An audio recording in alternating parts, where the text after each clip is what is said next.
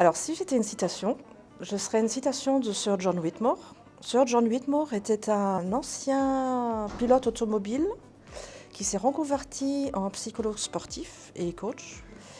Et cette citation, elle dit la chose suivante, c'est coacher quelqu'un, c'est libérer son potentiel pour maximiser ses performances. Et en fait, c'est l'aider à apprendre au lieu de lui imposer, de lui enseigner. Et en fait, ça a toujours été ma devise, surtout sur le plan professionnel, d'accompagner les gens pour qu'ils puissent trouver la solution eux-mêmes et pour qu'ils y adhèrent eux-mêmes. Parce que si vous imposez votre idée ou votre décision, voilà, ça a moins de chances d'aboutir. Voilà, et ça me correspond assez bien. Alors si j'étais un objet, je serais un appareil photo. Alors, j'adore prendre des photos, mais l'appareil photo permet d'immortaliser tous les moments, alors que ce soit des bêtises, des moments de bonheur, enfin tout.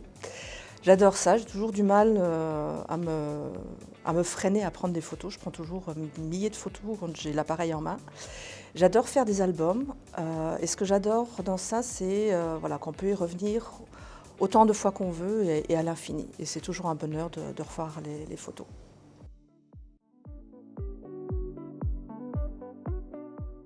Alors si j'étais une couleur, ça serait le blanc. Voilà. Pourquoi le blanc? C'est une couleur, normalement c'est pas une couleur proprement dit, mais le blanc est pour moi signification de paix, de luminosité, mais aussi de sagesse et de simplicité, et je pense que ça me caractérise assez bien.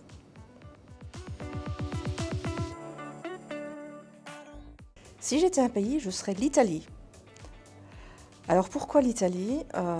C'est des gens qui adorent vivre, ils adorent la bonne chère, ils adorent le bon vin, j'adore leur gastronomie.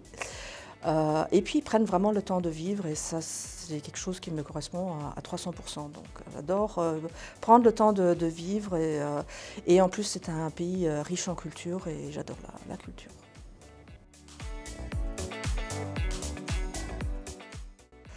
Alors pour continuer sur ma lancée, si j'étais une boisson, je serais du vin rouge. Alors, le vin rouge, c'est une passion pour moi, une grande passion. Alors, le vin rouge, pourquoi? Parce qu'il peut avoir du caractère, un caractère fort et doux à la fois. Il peut être très charpenté aussi. Et je pense que ça me caractérise assez bien.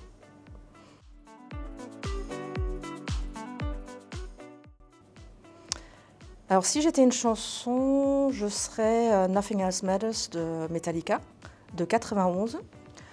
Cette chanson fait référence au fait d'être fidèle et honnête avec ses propres sentiments et le fait de les exprimer.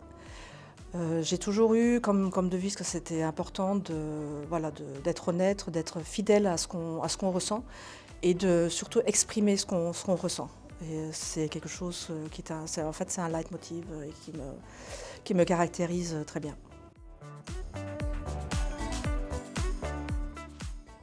Si j'étais un personnage célèbre, je serais David Bowie, qui nous a quittés il y a quelques années. Premièrement parce qu'il m'a accompagné dans toute ma jeunesse. C'est quelqu'un que j'ai toujours admiré. C'est quelqu'un qui a su initier plusieurs mouvements musicaux, qui a beaucoup inspiré la mode. Je n'ai pas la prétention de faire pareil que lui, pas du tout. Mais je l'ai toujours admiré parce qu'il a su changer de style pas mal de fois, tout en restant lui-même. Et voilà, je pense à moi, j'ai pu changer un peu comme tout le monde, style vestimentaire tout au long de ma vie, mais j'ai jamais perdu ma personnalité pour autant.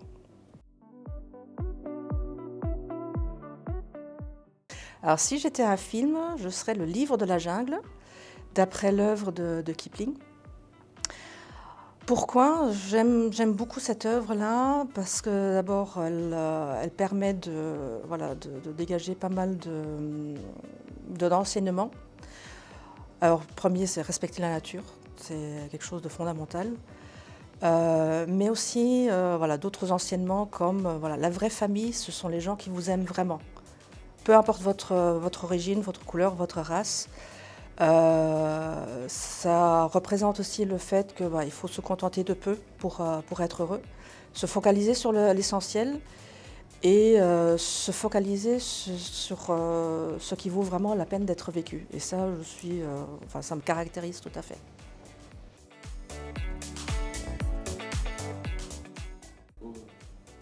Alors, mon parcours est peut-être un peu atypique. J'ai une licence en secrétariat de direction.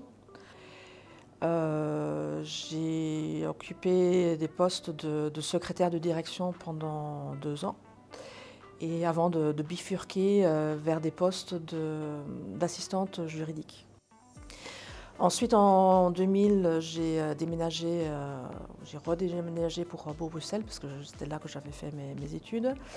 J'ai trouvé une fonction d'assistante juridique, mais cette fois-ci dans un cabinet d'avocats, où je suis restée quelques mois, parce que j'avais envie de retourner en entreprise. C'était beaucoup plus intéressant, beaucoup plus varié. J'ai donc pris une fonction de toujours assistante juridique ou paralégale, comme on dit en américain, où je suis restée 4 ans avant de prendre 3 mois sabbatiques.